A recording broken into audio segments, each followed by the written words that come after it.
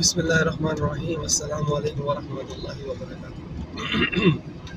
साथियों नाचीज़, मोहम्मद ज़ाहिद चौहान आप सबसे मुखातिब हैं।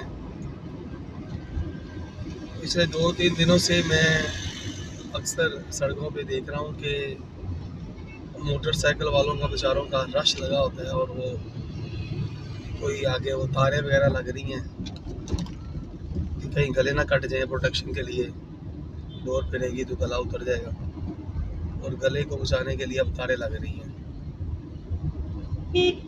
तो मैं थोड़ा सा इस हवाले से साथियों से अपने दिल के जज्बात का इजहार करना चाह रहा था कि यार, जब पता है कि ये नुकसान वाली चीज़ है, नुकसान हो सकता है, होगा,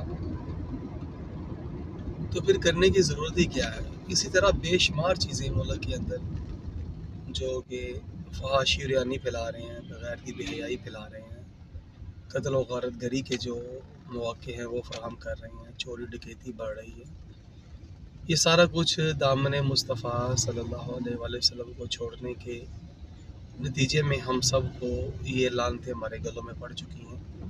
तो समझ से बाहर है कि कौन हम सब ये सारे सिस्टम को काफरों के निज़ाम को कबूल क्यों करे बैठे हैं। ये समझ से बाहर है यार। ये है हम सब मिलकर के अपनी हुकूमतों के साथ डिबेट करें, मुकालमा करें, उनके साथ अपना बैठ के बात करें कि भाई ये मुल्क हमारा इस्लाम के नाम पे बना है और लाखों कुर्बानियाँ हुई, बहनों ने अपनी इज़्ज़तें लुटाई, है ना, भाइयों ने अपने भाई दिए, माँ बाप ने अपने बच्चे दिए, बच्चों ने अपने माँ बाप कुर्बान किए। तो ये सारा कुछ हम अमेरिका या बरतानवी सिस्टम को चलाने के लिए थोड़ी ना किया था।